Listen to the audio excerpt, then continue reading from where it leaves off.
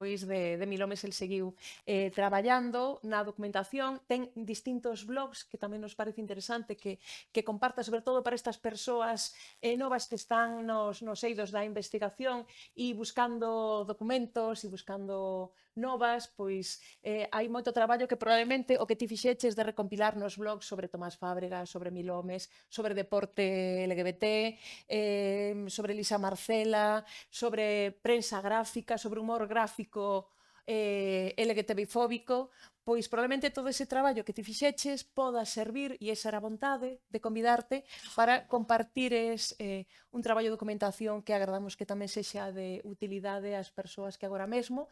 Ti xa deixaches a militancia hai un tempo, Sí, pero a túa pegada quedou, entón, pois, agardamos que esa documentación que xenerosamente compartiches en espazos públicos, pois que lle poda servir de base de traballo ás persoas da rede ou fora da rede de estudios que queiran saber a historia do colectivo. E dentro da loita contra a desmemoria está tamén a literatura, como falou Ángela e Carlos, neste caso desde outra perspectiva, non desde a creación, sino desde a mediación lectora.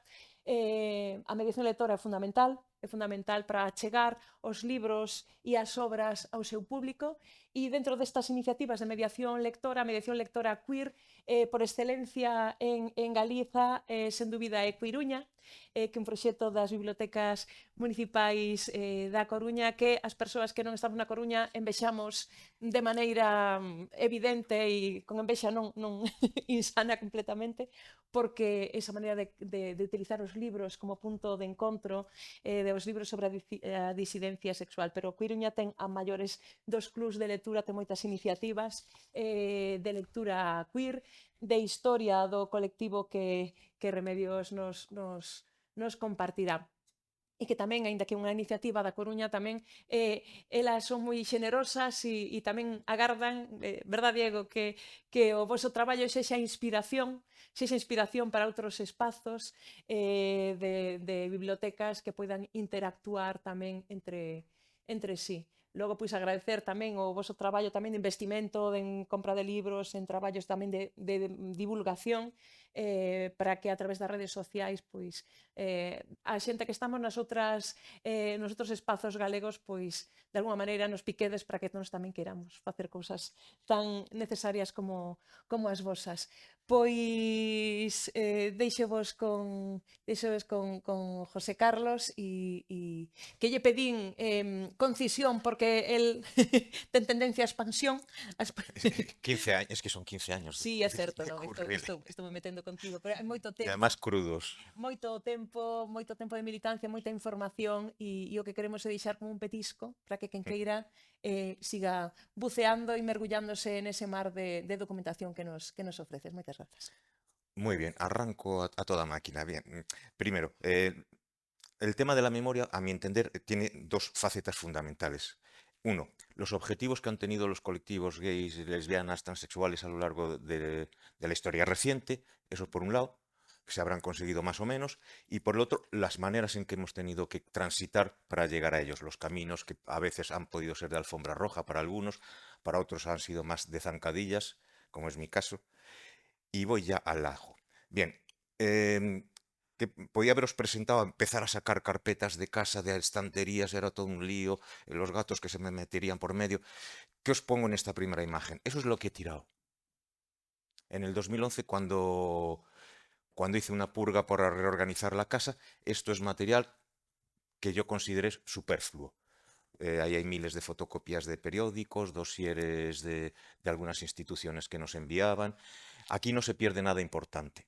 O sea, los periódicos tienen sus hemerotecas y esos dosieres pues probablemente se dirigían a muchos colectivos y que el que los emita que se encargue de ser custodio de ellos.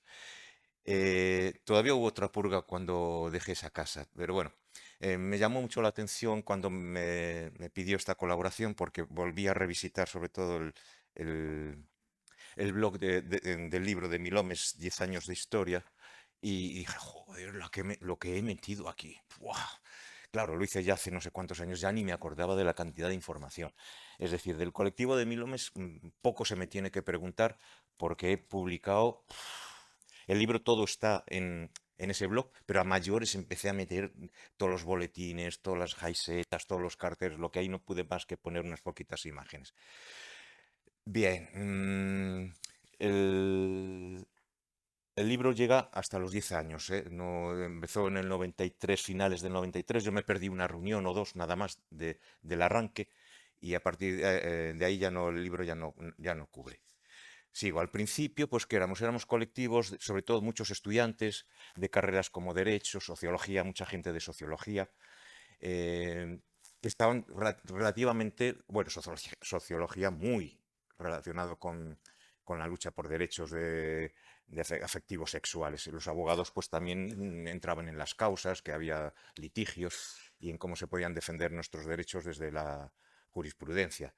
Pero ya digo, sobre todo chavalada, algunos ya teníamos algún trabajo, los menos, y en aquel momento, pues lo que había es mucha dificultad para que la gente se pusiese delante de un micrófono en un estrado, y entonces a mí me tocó también ser presidente de ese colectivo, que al principio, como veis aquí, fue Colectivo Coruñés de Gays y Lesbianas. Duró poco como tal porque había una disparidad muy grande entre chicos, en la cantidad, y chicas. Y entonces las 4 chicas que había en ese momento dijeron, bueno, nos vamos por nuestra cuenta y nos vamos a llamar OCLE, Organización Coruñesa de Lesbianas. Duró 4 días.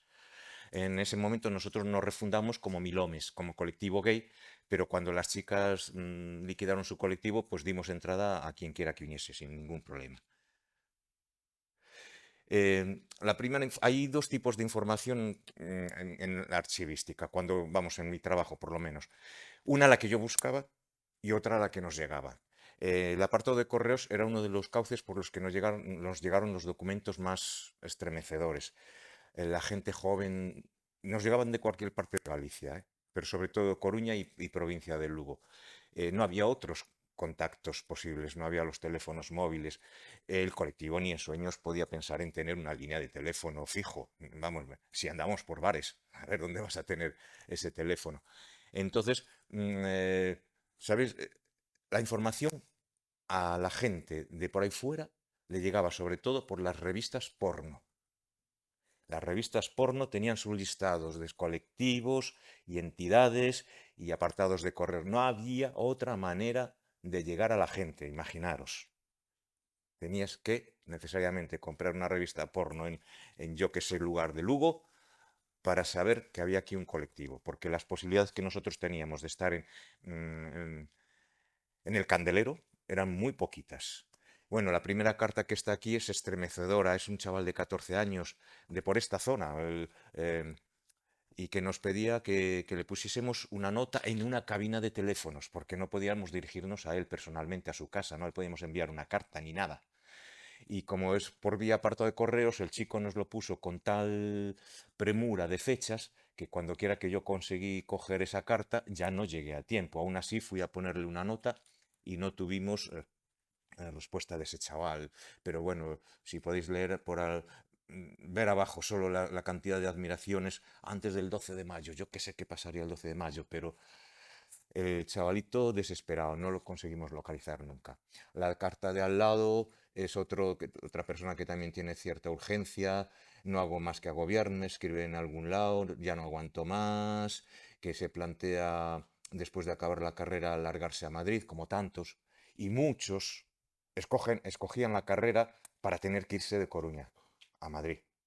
Es decir, a ver, si estudio esto, a narices me tengo que ir de Coruña. Y igual solo lo hay en Madrid o Barcelona. Hasta ese punto se programaban la homofobia, programaba la vida de la gente joven. Más cartas, estas cartas las atesoro, bueno, aquí he publicado casi todas las cartas, yo creo, en red, evitando la identificación de la persona. Esta primera es un chaval de Coruña que, jolín, se entera en Madrid de que existimos, en Cogan, en el colectivo gay de Madrid. No se podía enterar por vía local. Eh, la de al lado también es otra carta, bueno, no está con mucha urgencia, pero que sí que ya tiene ganas, y porque no conoce a nadie gay, no lo ha dicho nunca. Habla que tiene ganas de empezar a recorrer un gran tramo de camino que conduce a la libertad, o sea, está prisionero, como tantísimos, como lo estaba yo. Yo cuando llegué al colectivo de Coruña, lo primero que hice es enviar una carta al colectivo de Santiago porque había visto a un chico del colectivo Santiago en televisión y ya me dicen, no vengas, no vengas a Santiago, porque ahora mismo se está empezando a montar el de Coruña. O sea que yo también fui de carta. La memoria de las historias curiosas de esta ciudad. Honorato Benedito es una historia flipante.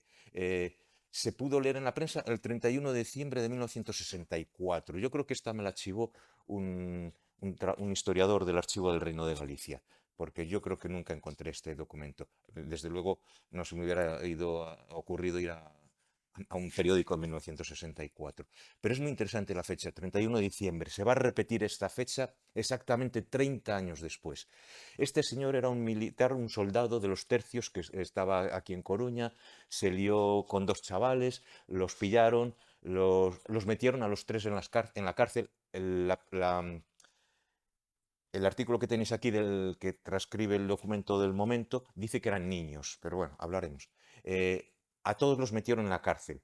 Al soldado lo condenaron a muerte, a los críos allí con él. A los críos les condenaron a ir hasta el cadalso acompañando la comitiva que iba a justiciar al otro. Y cuando llegan allí, pues resulta que el verdugo era garrote vil, pero por sogas. Empieza a estrangularlo, el pavo era del cuello recio, no había manera, no había manera. Y el pueblo coruñés se levanta en armas ante la tortura, se levantan armas. Y os digo yo, si las víctimas fuesen unos niños, niños, ¿se hubiese levantado el pueblo coruñés en armas? No, yo creo que para nada. Si estuviésemos hablando de un caso de pederastia, de abusos, yo creo que dale más fuerte, ahógalo bien, eso hubiese dicho el pueblo coruñés.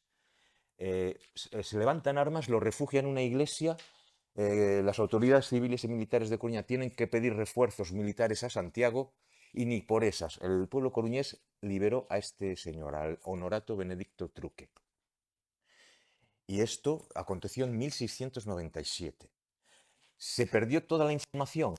Probablemente porque quien dio esto sacase la conclusión de que no era un pederasta. Y el pueblo coruñés se levantó contra una injusticia que era el acusarlo de delito nefando, de una violación y todo, que no había. Entonces se ha querido borrar de la historia. Es el documento que genera este artículo de prensa, que lo escribe Miguel González Garcés, el que da nombre a la Biblioteca de Coruña. No se sabe dónde está. La certificación de que esto fue real llegó por otro historiador, Santiago da Viña, que era homófobo, pero bueno, como era historiador, le encantaba encontrar cosas singulares. Y encontró pequeños retazos en otros archivos de mareantes, de marineros, vinculados a la iglesia que hay en San Andrés, que sí apuntaban que existió este acontecimiento. Pero ahora mismo, el documento que genera, que está aquí escrito, transcrito, no existe o está oculto. ¿Y por qué me parece importantísimo esta historia? Porque si os acordáis del caso Arni, en Sevilla, en los años 90, en el caso Arni, si ay, que no sale ahora ninguno de los nombres, Jesús Vázquez, el Gurruchaga, el de los Morancos, si esos se acoquinan, hoy en la historia de España estarían como pederastas. Si llegan a negociar un delito menor de abusos o algo así, estarían en la historia de España escritos como pederastas y su carrera profesional se había eliminado. En el caso Arni fue un linchamiento, como en el caso de Honorato, de la justicia, de policías corruptos, de delincuentes juveniles a los que los policías los ligaron para, a ver, vamos a montarles un pollo a estos maricones que vienen aquí al Arni. Entonces, la palabra fundamental que hablábamos antes, niños. Yo recuerdo a Mercedes Milá, te tengo esta nota, Mercedes Milá, ¿sabéis quién es Mercedes Milá? Que es de la nobleza, esa señora, que ha sido pues un gran periodista, que ha tenido programas de grandísima audiencia, en este momento tenía uno, y yo la recuerdo conduciendo su programa con Gurchaga delante en el estrado y taconeando por allí y diciendo, es que esos pobres niños del Arni, esos niños estaban en edad de hacer la mili, tenían barba, bigotes y ya le gustaría a ella igual ligarse a alguno, pero niños, lo mismo que seguro eran los chavales que estaban con Honorato, seguro que tenían barba y bigote, porque en aquel momento la edad, la, la mayoría de edad podía estar en 21 o más años. Y entonces se estiraba el concepto niño hasta esas fechas, hasta esa edad. Linchamiento puro y duro. Bueno, no me extiendo porque... Pero eso es historia de Coruña. Ahora mismo prácticamente nadie la sabe ya. Nosotros conseguimos la calle para este personaje, porque estaba el concejal Cándido Barral.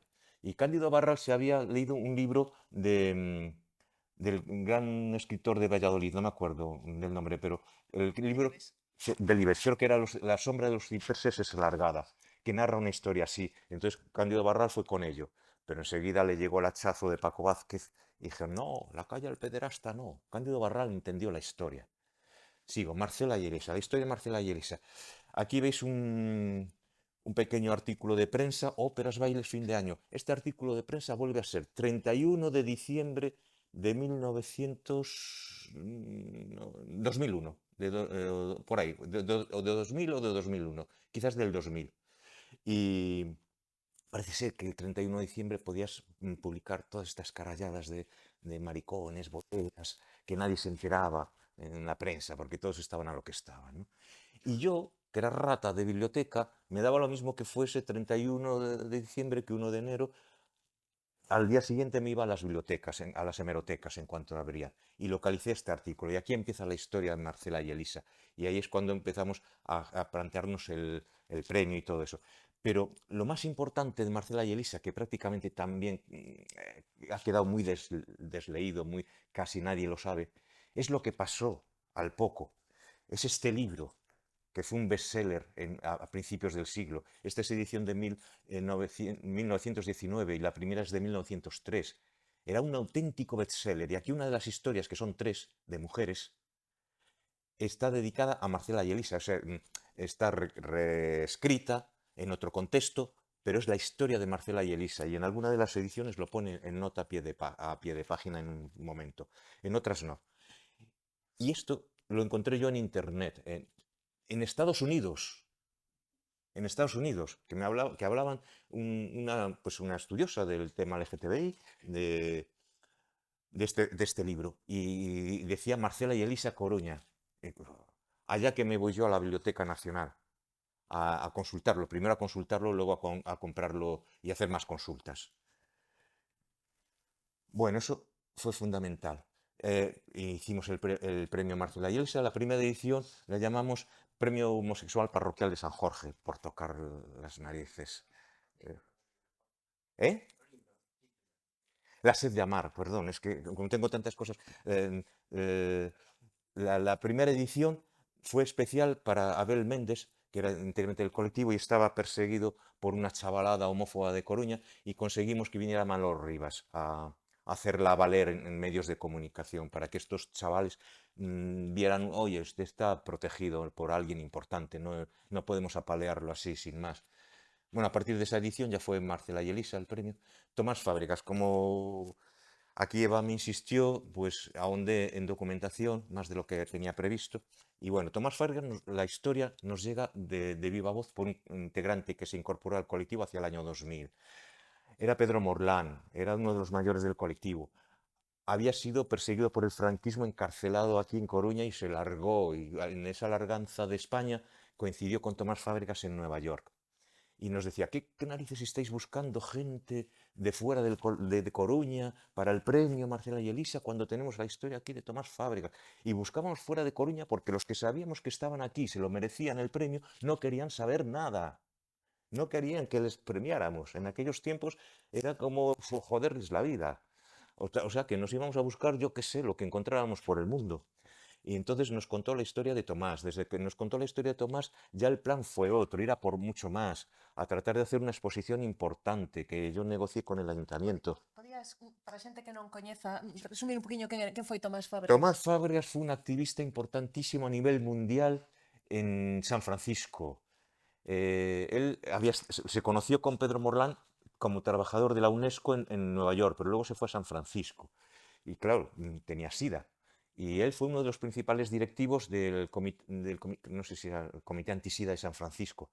El Comité Antisida de San Francisco era el comité mundial del SIDA, porque era allí donde se cocía y donde había la lucha fundamental. Y allí tuvo problemas con el tema de inmigración, porque tuvo Tomás Fábregas que en determinado momento salir a un congreso, creo que en Ámsterdam, y claro, a la vuelta le podían impedir la entrada en Estados Unidos, solo por ser seropositivo y no ser ciudadano norteamericano. Bueno, retó el mismísimo presidente George Bush, a ver si tienes narices de impedirme entrar. Y entró porque a su lado, entre otras personalidades, estaba Sofía Elizabeth Taylor, eso es, estas mujeres guapas se me cruzan, Liz Taylor. Y bueno, nosotros intentamos, yo como contactamos con la familia se opusieron frontalmente al homenaje. No querían saber nada. Yo es que tuve delante de mí a la hermana Tessa Fábregas, que era mucho mayor que él. Las hermanas eran casi sus madres por edad. Y yo nada más que la vi llegar, vi a un personaje del Opus Dei, tal como venía vestidito en la gama Opus Dei. Luego, esa mujer era incapaz de su hermano, de decir que era ni gay, ni homosexual, ni nada, porque cuando quería decir la palabra homosexual, yo vi perfectamente, la tenía así, cómo la palabra se quedó aquí. Era incapaz físicamente de pronunciar la palabra. O sea, que estuvieron en contra sistemáticamente de eso. Paramos la idea hasta que, como 2 años después, José Domingo Pedreira Andrade, que era el jefe de la unidad de SIDA de Coruña, me lo encontré, yo creo que hasta por la calle.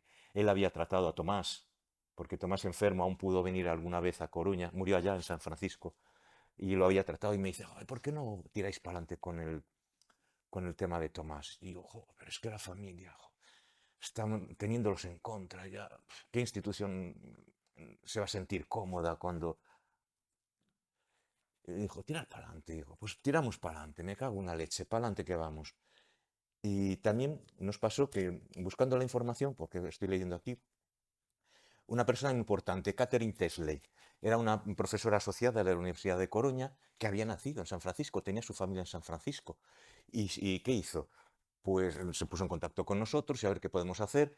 Pues ella no fue a San Francisco en un periodo breve. Lo que hizo es poner a andar a su familia, a sus padres. Sus padres se dirigieron a la Asociación de Memoria Histórica del colectivo LGTBI en San Francisco, o del SIDA, no sé si era abordado.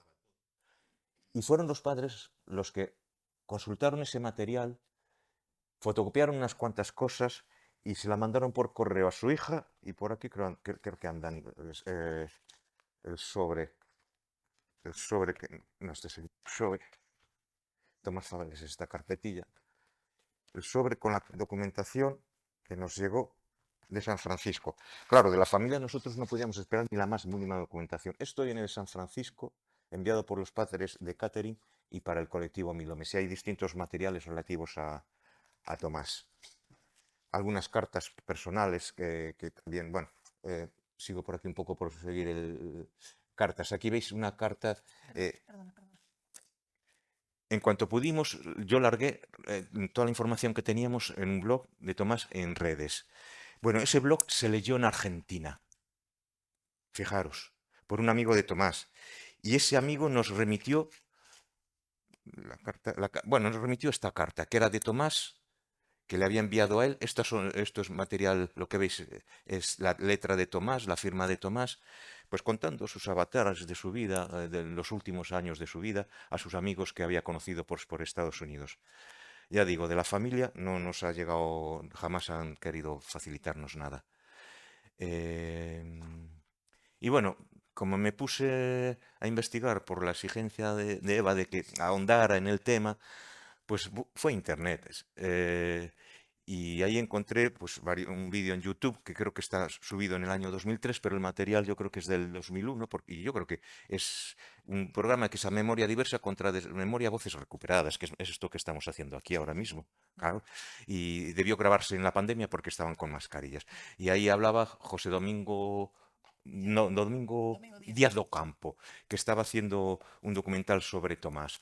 Yo a este señor lo conocí hace muchísimo tiempo. Él dice incluso en algún momento que en el 2013 nos vimos en la estación de autobuses, iba con un amigo eh, claro, cuando nosotros planteamos toda la acción sobre Tomás, nos pusimos en contacto con amigos, supimos que los amigos cuando murió Tomás se habían conjurado, habían hecho una reunión en la que decían, "Bueno, no, no nos vamos a olvidar de Tomás, hacemos el listín telefónico de todos y para que poder... Se olvidaron. El muerto al hoyo, el vivo al bollo. Gente de la alta burguesía coruñesa que vivía fantásticamente y entonces pues se olvidaron totalmente del tema. Bueno, en el documental, Domingo, sobre todo lo que hace es censurar la información del colectivo Milomes, de cómo apoyó a Tomás. Y me tocó mucho las narices, porque ahí habla de los kilt. Habló cuando ves el documental, no sabes realmente si está hablando de una persona gay. Porque, claro, Domingo, la posición que tomó, yo quiero el apoyo de la familia, yo no voy a ir por la línea de Milomes, de criticar la homofobia, ni hablar de que es especialmente gay este personaje, sino contemporizar con la familia para que me suelten prenda y me faciliten todo lo que... Entonces, claro, dentro de esa estrategia estaba... O eh, documental non está aínda. pero digo la charla, Ah, la charla, porque este señor en ese documental, en esa jornada se pasó casi una hora hablando. Entonces, lo fundamental era obviar todo lo que hizo Milomes por la memoria de Tomás. Y ves minutos y minutos del colectivo y hablas de Tomás y no se cita ni un momento la palabra gay ni LGTB.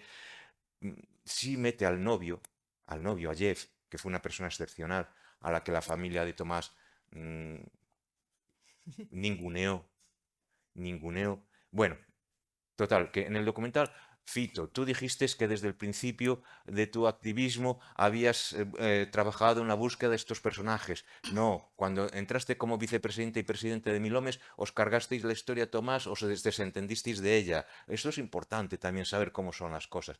El homenaje a Tomás salió porque yo lo moví. Y pagué los 900 euros de la exposición hasta que el ayuntamiento me los dio. Pero allí no estaba el colectivo Milomes representado, estaba yo que no era directivo ni nada. Y bueno, que son muchas cosas que también son importantes saber cómo hemos tenido que trabajar. Este señor hablaba del tema de los tapices del Memorial del SIDA, que eran importantísimos, que son el documento sociocultural más importante de la historia, más grande del mundo, porque son miles y miles. Pero no dijo ni una palabra de que precisamente esos tapices estuvieron en Coruña, venían de Barcelona, porque aquí no había esa historia, que Begoña, tú te acordarás. No sé, bueno. Estuvieron en Coruña esos tapices. Ese señor no dijo ni pío de eso. Mm, Ahí estuvo la familia, pero es que resulta que Tomás, bueno, me lío si no, avanzo. Otros documentos que encontrábamos en prensa y nos sirvieron pues, para abrir puertas de cara a institutos. Profe, yo soy gay. Esto era un documento en el periódico El Mundo crucial para sensibilizar. A veces lo que nosotros quisiéramos decir de lo que sabíamos personalmente mm, no emocionaba a una directiva de un instituto como lo que se ve en prensa, porque nosotros podíamos ser unos mindunguis, ¿qué tal? Luego los blogs. Los blogs son esencialmente por frustración, por cosas que queríamos haber hecho físicamente, llevado a los institutos, llevado a los museos científicos y no nos dejaban. Los chistes. ¿Por qué? Porque queríamos con los chistes de temática gay. Esta es la de arriba, es la carátula del blog Chistes de Maricones, que tiene tela, es expresivo, cuenta mucho ese chiste y queríamos usarlos para, con los chistes, poner máximas fundamentales, como cuando la OMS dijo que no éramos enfermos en el año no sé cuántos, el 17 de mayo, el 17 de mayo es del 90, por aquí lo escribí, pero no somos enfermos, pero todavía hoy hay los que dicen en Vox, e incluso algún pepero y la Iglesia Católica que dicen que sí somos pervertidos. Eh, a raíz de ver los chistes, de ver miles y miles de periódicos, a lo largo de mi investigación, todos los días veía 6, 7, 8 periódicos. Empecé a encontrar chistes de un sinvergüenza, un miserable dibujante, Armando Salas Martínez, que lo escribo en minúsculas el nombre, que era un homófobo recalcitrante, que cualquier asunto de política, de economía o de la historia de la ciudad lo trasladaba a la homofobia. El de arriba, refundación del capitalismo, el rico ahí tal, y el pobre con el puro en el culo. Eh, Negociaciones, Obama va a ver al rey de Arabia Saudí. ¿Qué hace Obama? Poner el culo. No sé qué cosas de la ONU. Anda, si es vaselina, la ONU, la vaselina siempre se ha asociado a nuestra realidad sexual. Otra vez Obama, no sé qué, Zapatero recibe, no será Obama, a no sé quién, otra vez. Y esto es solo una muestra, constantemente homofobia. Yo intenté humillar a este tío todo lo que pude en blogs, todo lo que pude con su propio material, insultándole si hacía falta, con palabras así, ¿no? Y intenté que el valedor do Pobo tomase cartas en el asunto para que le parase los pies a este tío que publicaba en dos periódicos, el Ideal Gallego y el Correo Gallego. Nada, ni caso. Tampoco los colectivos de Galicia me hicieron caso. Estaba solo frente a esta lucha. A ver, espera. Sí, fútbol gay, ¿por qué? Porque el mundo del fútbol ha sido y es el foro de la homofobia en este país. No hay manera de conseguir que no soy el día en que un jugador de primera división se haya atrevido a decir en activo que es gay. Hubo solo un caso de un pavo que no era español, que lo dijo ya largándose. Bueno, pero digo de la Liga Española, jugó en la Liga Española hace poco que lo dijo cuando ya se había largado de aquí. ¿Y cuántos se han suicidado? Bueno, y otro blog, cartas al director, creo que el de abajo es el anagrama, la cabecera de cartas al director, porque yo escribí más de, que escribí más de 400 cartas al director y las publiqué con estas imágenes de fútbol gay, con imágenes de que los periodistas nos daban puteando a los deportistas, a los futbolistas, porque ¿cuántos fotógrafos serían gays si sabían el cotarro que había ahí? Rapidito. También uno dedicado a Eduardo Blanco Amor, otro de ciencia y homosexualidad. Los acuarios nos vetaron. Lo mismo que queríamos hacer con los chistes y las máximas para los chavales en institutos, queríamos que figuraran máximas científicas en la Domus y nos dijeron que no. Publicaciones de Milhomes, pues bueno, la Jaiseta era una 4 que prácticamente lo hacía yo toda. Tenía colaboraciones al principio, pero costaban. Y las dejábamos en los bares. Cuando me empeñé más, ya pasamos a un boletín con muchas más páginas que también dejábamos en los bares. Las jaisetas eran para llevar. El boletín se quedaba allí porque era. La portada la historia es que me encontré una pieza de puzzle en el suelo de la calle. Y dije, hostia, un puzzle al que le falta una pieza. Y dije, ostra, esta es nuestra pieza. A nosotros lo que nos falta es el puzzle entero, menos esta pieza. Tenemos una pieza y nos falta el puzzle entero. Bueno, yo qué sé. Bueno, lo del burofax. Mira, había un montón de historias, sí, sí. Esto cuando en la federación nos quisieron expulsar al colectivo Milhomes en la federación estatal, porque dábamos caña al BNG. Fui para allá, teníamos 8 votos contra 1 en la directiva de la federación, 8 votaron la expulsión y 1 no. Pero como los colectivos de toda España pudieron escuchar mi presentación, mi defensa con documentación, ganamos. No nos expulsaron. Aquí se metió no sé qué que me impide. No sé. Bueno, si te parece, Sí. deixémolo aquí. Bueno, voy a pasar un poquito rápido las Porque- páginas y solo para. Rapidito. Quizás. No sé, ya llegué al final. Pues sí, es eso, final. Bueno, es que pensé que me quedaba. Bueno, pues... Ha tenido que ser así, muy. Pensalo.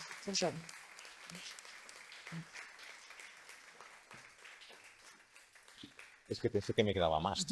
Sí, pois parece continuamos con Quirbuña e as preguntas facémolas, e hai preguntas ou intervencións ou Me retiro el de Sí, aquí, ¿no? cambia. si facemos o cambio. Esto que no se me caiga, ¿no? Este es el mío.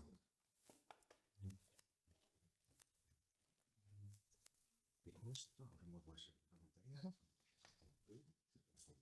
Gracias. Que casi non me deixate. Sí. Esta agora, bueno, Esta é a miña, esta é a miña. apeto esta é a túa, esta. Vale, perfecto. Pásame ese material, si correáis,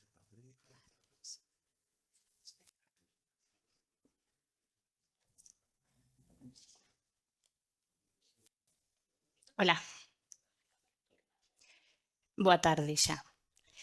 Grazas por agardar hasta esta hora, que prometo de verdade ser breve, clara, concisa e certeira. Penso que o que vos traio hoxe é bastante interesante, pero eso falámoslo ao final, se queredes. Se non tedes xa activado o cerebro reptiliano e nos devoramos todas unhas a outras, vamos con isto. Mirade, estou aquí, chamome Reme Vázquez, son bibliotecaria e pertenzo ás bibliotecas municipais da Coruña. Coñecedelas, verdade? Sodes socios. Vale. Pois, de seguro que se non sodes socias, ides querer ser. Dádeme tempo, xa veredes. Son bibliotecaria infantil, esa é a miña especialidade. Estou aquí en representación do grupo de traballo LGTB das bibliotecas. Ese que vedes aí é o traballo. Estas maravillosas persoas conformamos este grupo porque é un grupo intercentros. Funcionamos guai. Despois falamos máis polo miúdo deste grupo. Vamos al turrón. As bibliotecas públicas son lugares de formación, información e encontro. A biblioteca garante o acceso á memoria local e tamén á memoria LGTB. Trini, Elisa e Marcela, Blanco Amor, parece obvio, pero ás veces hai que repetilo para que non se perda o foco, para seguir loitando polo apoio institucional e para seguir medrando. As bibliotecas son espazos seguros. Isto é así. As bibliotecas son motor de cambio, punto. As bibliotecas municipais son lugares de autodescubrimento. Alison, querida, non é unha casualidade. Teñen ese efecto. Unha perna a cada lado, soavos isto. Isto era o que o pai lle decía a Trini, verdade? Que está recollido no libro de Eva. Unha perna a cada lado. As bibliotecas son acceso á cultura para todas as persoas de todas as obras literarias e artísticas en calquera formato, sen censura. Fesavid lanzou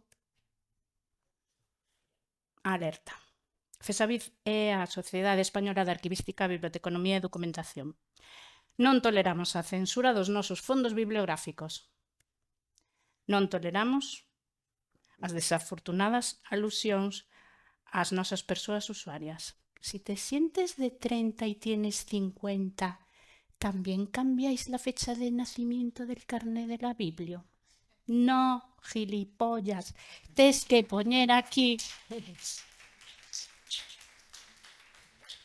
o que tes é a opción de poñer o nome que ti sentes que levas. O odio é un sentimento intenso de repulsa hacia alguén ou algo que provoca o desexo de rexeitar ou eliminar aquello que xenera disgusto. Esa era a reunión dunha das primeiras das reunións do Club Queer LGTB que despois vos explico. E o comentario é: ojalá ardáis todos dentro.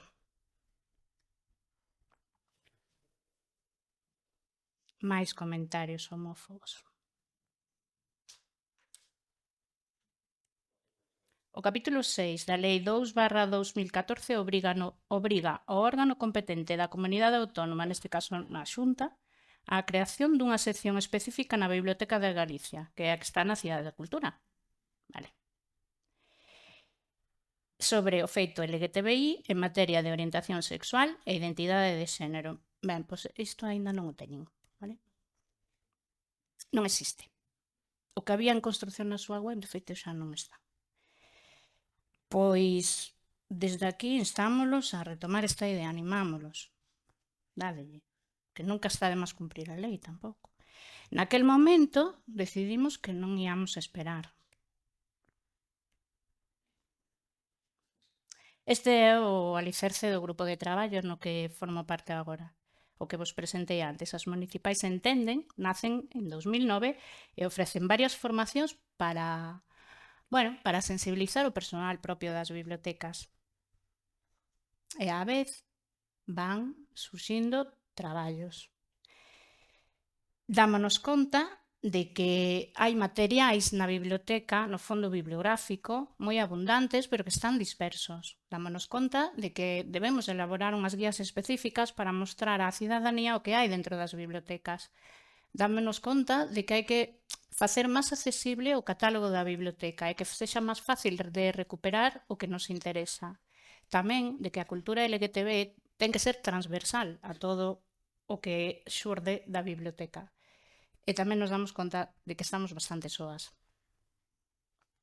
Iso é un pouco a progresión do traballo. Bueno, fixadevos que en 2020 hacia 21 hai un incremento bastante grande. Isto é porque nós o que facíamos no teletraballo era revisar o catálogo e etiquetar, ca etiqueta que creamos LGTB, e é un traballo técnico. Entón, aproveitamos todo o tempo de teletraballo para facelo.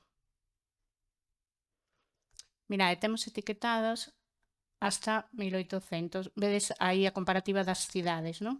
A Coruña, pois ten o traballo feito.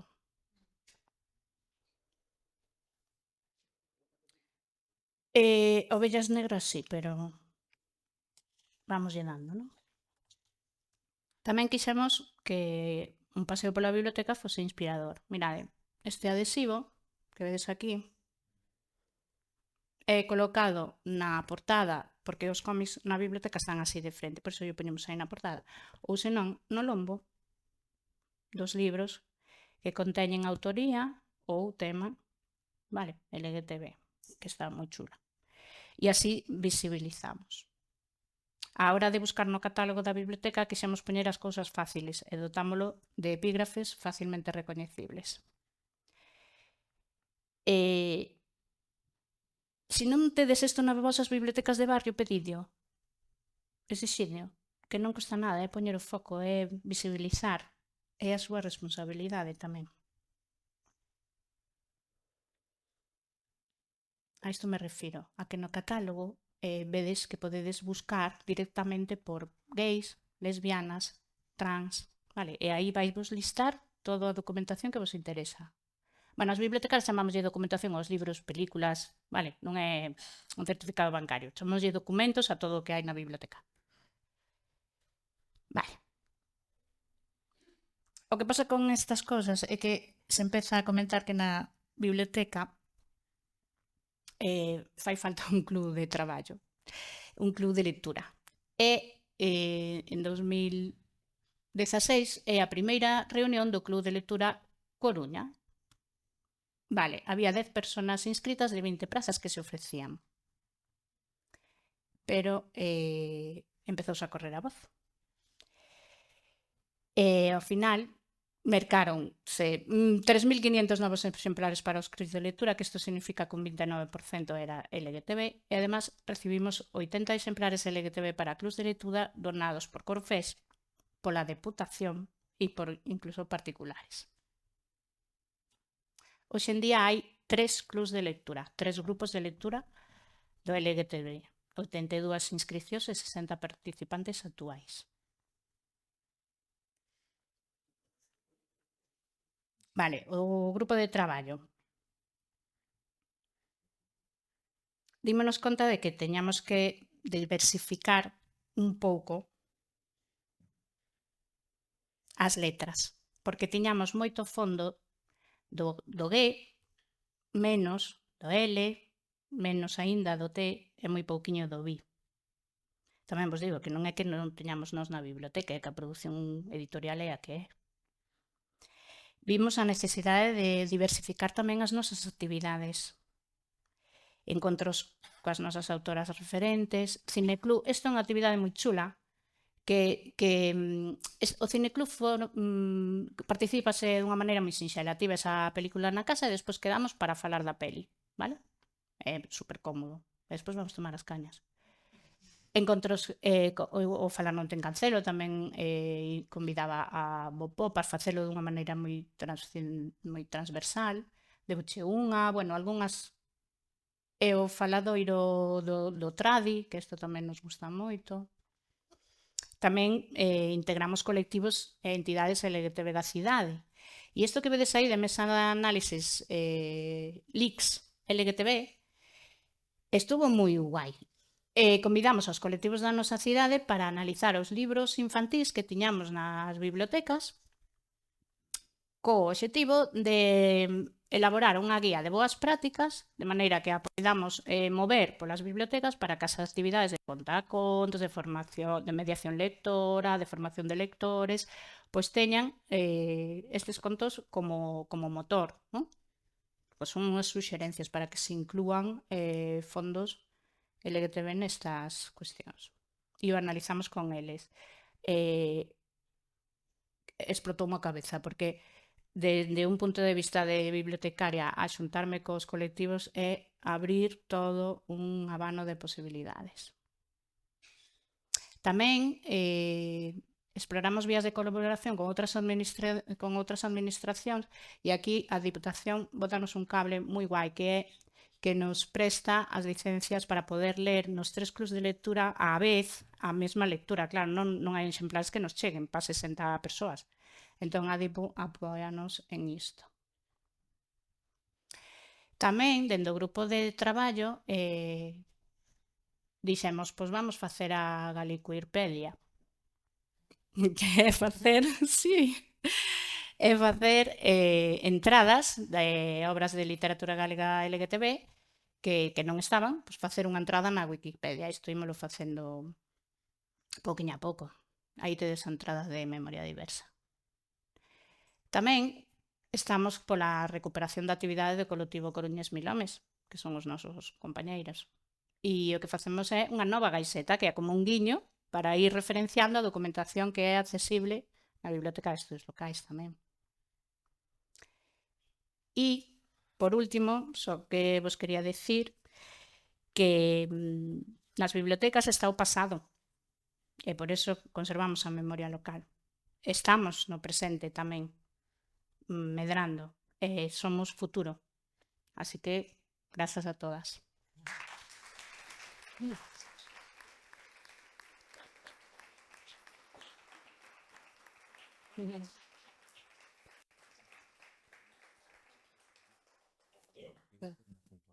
Sí, efectivamente fuches breve, entón temos un tempiño para si queredes facer algún comentario ou algunha pregunta. Sí. Yo quería hacer una puntualización. Cuando visteis la imagen de lo que tiré, lo que tengo es más.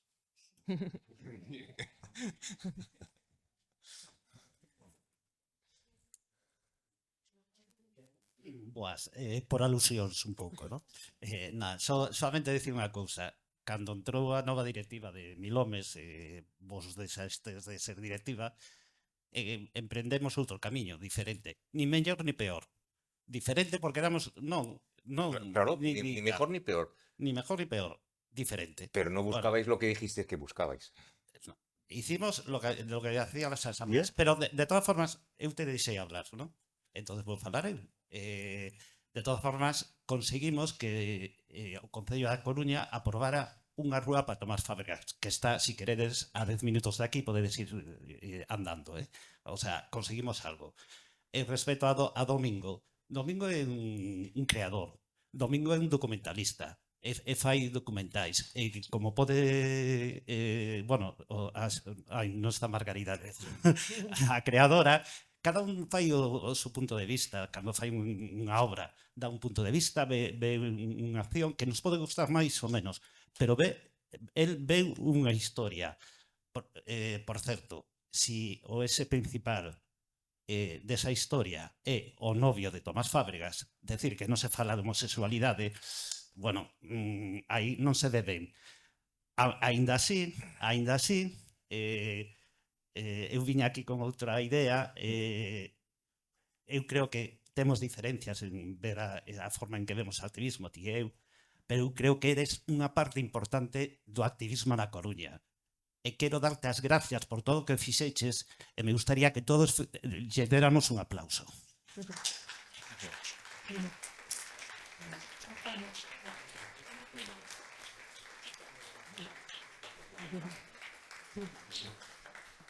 Eu creo que dentro da historia do activismo e dos colectivos creo que é unha tónica que común a todas as épocas e a todos é as diferencias e os desencontros. É normal cando hai persoas, pero creo que hai unha cousa importante que é que temos un obxectivo común, unha loita común, e o inimigo está fora, é moi grande e está acampando as súas anchas. Entón, probablemente, creo que podemos discutir e podemos debater, pero o foco penso que temos que poñelo onde hai que poñelo, que hai que ter moito, hai que estar moi alerta das cousas que están pasando, e se precisamente estamos traballando na memoria e agradecendo o teu traballo é precisamente para ter perspectiva, para mirar atrás, para coller impulso, para ir para adiante e evitar estes novos vellos discursos de odio que están campando as súas anchas. Por eso facemos este traballo, non? Porque a ollada é cara ao futuro. Hola, eu quería facerche unha pregunta, Remedios, porque supoño que sabes que ahora desde a Deputación, desde a Biblioteca Provincial, tamén pusemos en marcha un club de lectura. Bueno, como acaba de empezar, a min dame un pouco de esperanza eso de que dis que na primeira reunión que te pechedes vos era de solo 10, Sí. porque sí que nos está costando un pouco conseguir que a xente que participa, porque sí que se anota a xente, pois que sexa máis participativa. Non sei se vos tendes algunha clave, porque ao final, como non estás en presencia e todo virtual, pois parece que a xente... O voso é virtual. Sí. A presencialidade a verdade é que gaña moito, porque que se crean vínculos persoais e comunitarios e se construe identidade na presencialidade. No virtual sí que é certo que isto se desliga un pouco máis, pero para que se dé unhas nocións máis, porque Diego Maseda, que está ali, que é o meu compañeiro, el coordina varios clubs de lectura, bueno, varios grupos, dous, non? Levas ti e a miña compañeira Eva Vietes leva o outro. Entón, pasadelle o micro a Diego que che explica a el. Bueno, mentre o micro vai circulando, eu estive no vosso club de lectura e, bueno, eu creo que foi das experiencias máis gratificantes que tiven de participar nun club de lectura, pero é certo que as cañas de despois... Crean moito vínculo persoal e moito... Sí, é importante, porque é precisamente onde se tecen as redes e onde o activismo e o movimento colectivo foi no cruising, foi nas festas, Sí, nas e tamén son foliadas. nas cañas, non? Claro. Entón, quero dicir, son distintos espazos que cohabitan, que conviven e que todos son importantes. Entón, supoño que sole que esa parte pérdese, esa parte virtual tira menos, non? Pero facilita tamén a xente que ten menos posibilidade de moverse, menos mobilidade, ou que ten outras dificultades, pero bueno. Compañeira. Hola, Gema. Que compañeira nosa tamén.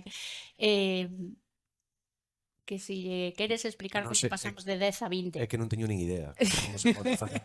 Sei que claro, é que no virtual nós na rede tamén temos un club de lectura virtual a través dun blog. Sí que é verdade que hai bastante participación de xente de Coruña, pero tamén de xente de fora, pero creo que nun club de lectura LGTB que o obxectivo quizás sexa diferente, non dun club de lectura ordinario, Sí. ou que entran en valor outra serie de cuestións que envolven as mecánicas, as dinámicas, as reunións, bueno. De feito, Este este club, perdona, Diego, de feito este club nos sorprendeu bastante porque nos nosos clubs de lectura xeralistas, pois había jubilados, persoas xubiladas, maiores, que xa tiñan como tempo para dedicarse á lectura. En cambio, nos queer non. Nos queer é xente activa, nova. Claro, de feito, reunímonos unha vez ao mes porque reunirse semanalmente ou quincenalmente, como se reúnen o resto dos clubs de lectura, pois é inviable porque non hai tempo para ler unha novela en 15 días.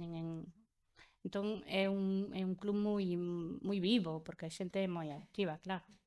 Son clubs moi vivos. Creo ademais que algo que Reme non dixo, non sei se por modestia ou non, pero bueno, decir eu que estou aquí no público, que é relevante o do club, que tamén o que te comentaba Eva, que desde outras partes de Galiza que se ve, que se desexa algo similar, é algo que non hai noutras partes de Galiza en ningunha parte do Estado. Quer dizer, Non hai, non. non hai servizos públicos que estean ofrecendo un club de lectura como este. Creo que é algo do que temos que estar profundamente orgullosas, que se manteña no tempo, porque o ano que ven é o 10º aniversario, xa vos digo. Sí, Entón, temos aí preparado.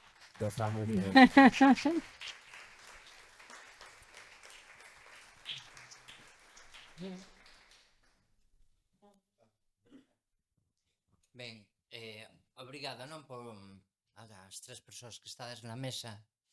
Cando falabas antes, José Carlos, había moitas historias que se entremesturaban na memoria colectiva e individual, porque o que aconteceu aquí acontecía aquelas que tivemos que ir ao exilio, a Madrid, para vernos entre iguais, transexualia, e pasábamos tanto tempo lendo cartas de todo o Estado español naquel caso, que nos levaba case toda a reunión ler as cartas para derrubarnos.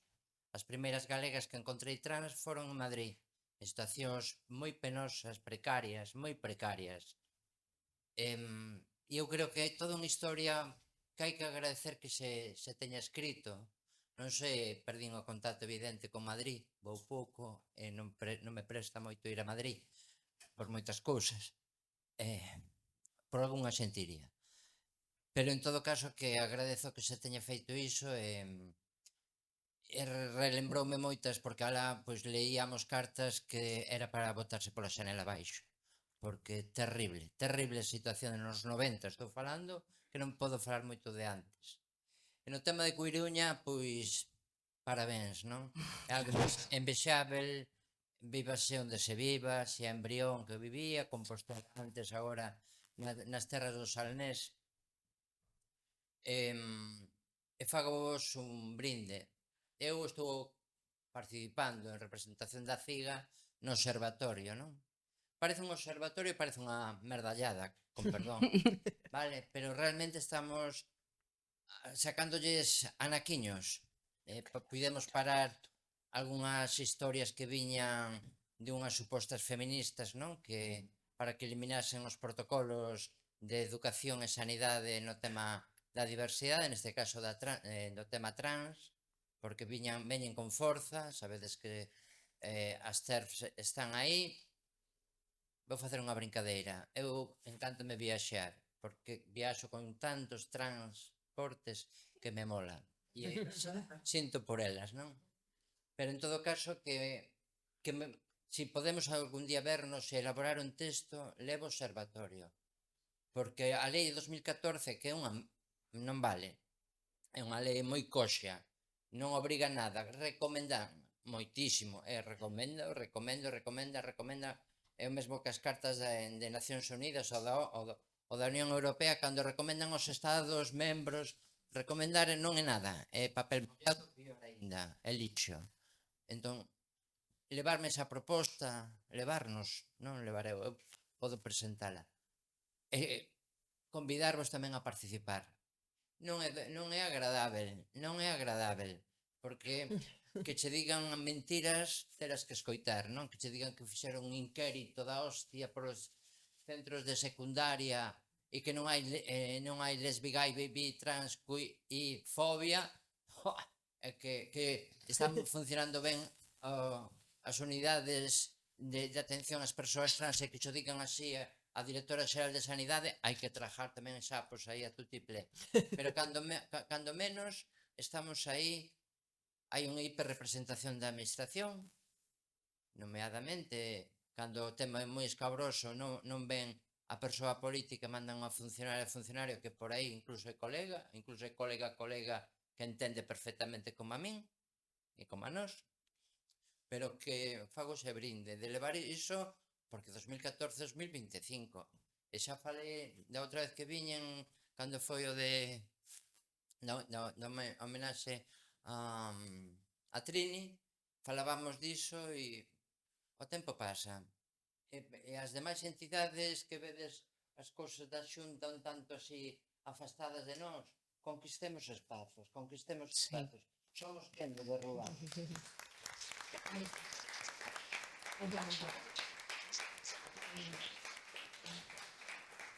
Mira, quería comentarte, yo cuando traté con el tema de los museos científicos es porque queríamos que la diversidad, las razones que nos defienden desde la propia ciencia figurasen allí.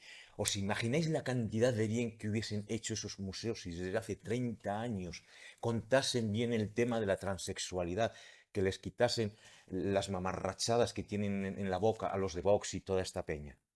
Pues me entrevisté con el del PSOE, con Núñez Centella, entrevisté con Tino Fraga del BNK, me entrevisté con la siguiente que fue del PP. Pasaron olímpicamente del tema. Cuando Hazte Oír sacó su bus transfobo, que lo llevaba por toda España, yo me metí en redes a decir, venir a Coruña, ponerlo delante de la Domus, que esos son amigos vuestros, que no van a apiar, no van a decir nada, tragan, no hacen nada a favor de trans con lo que podían haber hecho. Y ahí les estuve dando la barrila a todos. Por eso todos me odian, porque di la lata mucho, a izquierdas y a derechas. Y lo que podían haber hecho los museos. La DOM son unos paneles explicando un poco.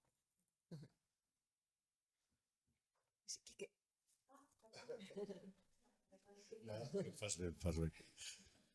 Nada, primeiro parabenizar vos Remedios por esa iniciativa e por esa experiencia, ¿no? Que dá unha envexa horrible vista desde fora da Coruña.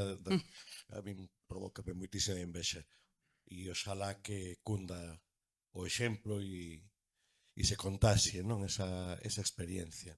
E logo nada, só quería volver a incidir en algo que xa dixen antes que intervín, non? E escoitando a José Carlos, se constata unha vez máis, non?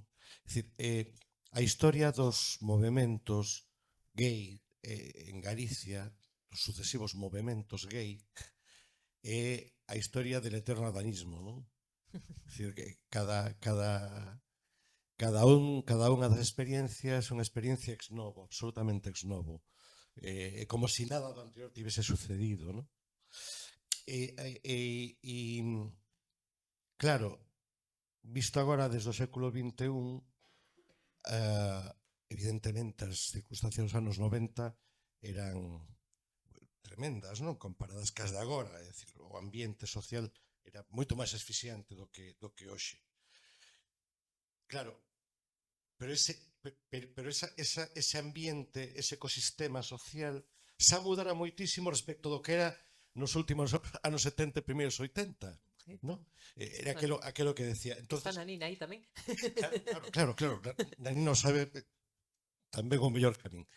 E efectivamente, decir, isto que agora se está facendo non é tanto, é dicir, eu non o valoro tanto porque de algún xeito recuperemos protagonismo ou se recoñeza o papel de persoas. A mí son, importame, con perdón, unha merda, dame exactamente igual. Non é iso, pero é importante que saibamos como evoluímos, non? E de onde vimos e como as cousas foron mellorando até o punto no que estamos hoxe, porque lamentablemente todo iso está en perigo. O que parecía que era unha historia de avances constantes, de repente xa deixou de selo. Porque hoxe determinados discursos políticos que se reflicten ademais en medios, que se reflicten nos parlamentos, que se reflicten en ambientes institucionais, legitiman non que a xente pense de outra maneira, porque sempre pensaron igual, senón legitiman que esa xente se saquen de expresar públicamente o seu pensamento. E hoxe escoitas comentarios en tabernas que hai 20 anos era impensable escoitar, porque ninguén se atrevía a formularlos en voz alta. Pensábano, mas era imposible que se expresase en voz alta que a crudeza e a violencia co que fan hoxe. E ese é o gran risco que estamos afrontando. E precisamente para conxuralo é imprescindible o que vos estades a facer. Para conxuralo é imprescindible que saibamos de onde vimos e a onde podemos volver. Ese é o problema. Moitas grazas.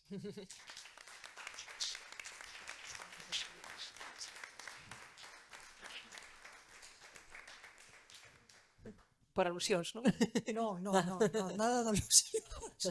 Quero dicir, Bueno, os parabéns que xa vos dimos, vos daremos todas esas cousas. Pero desto último que te decías, Quique, esas cousas que se escoitan hoxe na taberna, pero tamén se escoitan cousas que hai 20 anos non se escoitaban en relación á liberdade sexual, á defensa da diversidade e a... Quero decir, que non fagamos o fincapé en unha cousa que parece que es que estamos abocados ao precipicio, quero decir que depende un pouco da correlación de forzas.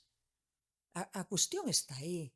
É dicir, que non permitamos que avancen máis do que por aí, pero que ao lado, quero dicir que, hombre, quen se atrevía a decir nos anos 80 ou nos 70 son lesbiana ou...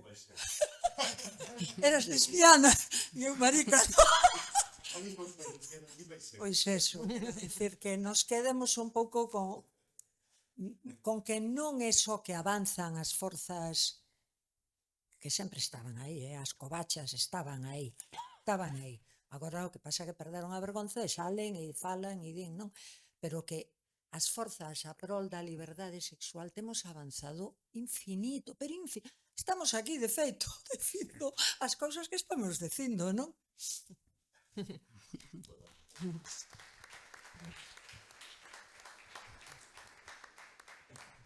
A ver, concordo, pero hai cousas que acontecen.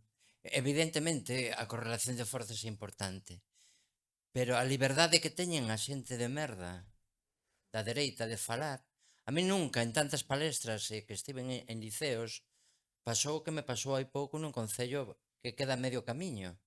Bueno, en Oroso, nun liceo, nun instituto.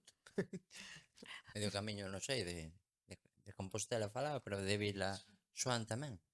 Que se me ergueran 4 rapaces con unha bandeira de España e Águia a cantarme o cara al sol. Ai, Dios. Quero dicir, xa as provocacións, pero sí, a adolescencia, pero a liberdade que por lo menos eso coibíanse.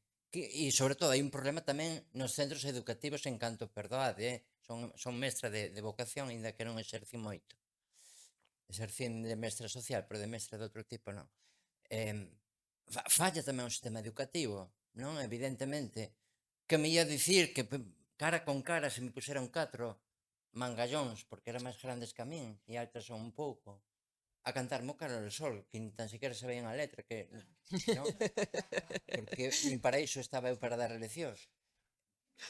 Eu creo que si hai algo, e desde logo hai que estar moito máis teimudas, e que estamos aquí, que hai 30, 40 anos era impensable, evidentemente, pero que tamén hai que tamén recoñecer as que estivestes antes, e sempre, para que busquedes e encontredes, a nanina está aquí, a Emparpineda, vale, que onde este agora, pois, o Cristina Garayzábal, todas as HM, as MCs, que fixeron moitísimo, e tamén teñen unha dor inmensa con feministas que estivemos nas jornadas feministas de Córdoba e de Granada, que eran compañeras da IALMA e que agora están en contra nosa.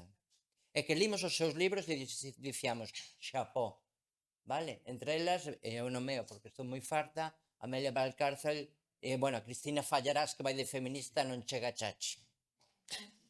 Marquiños Drinking. Música.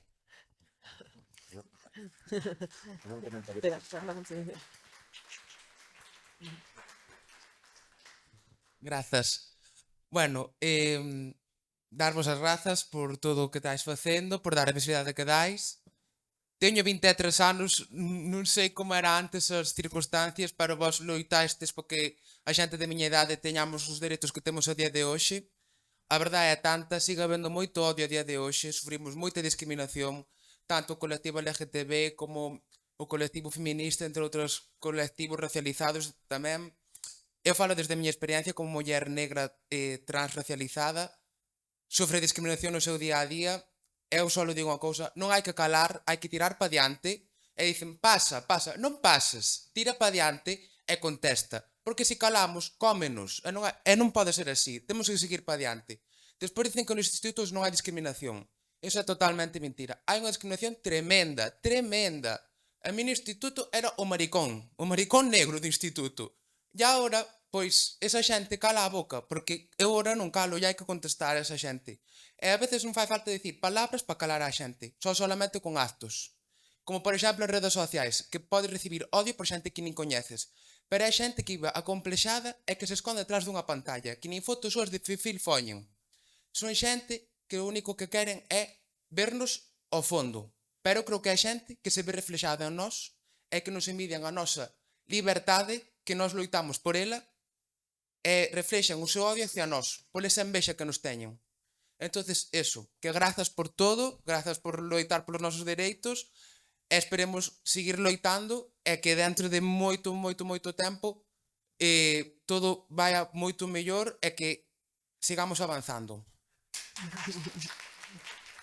Bueno, eu creo que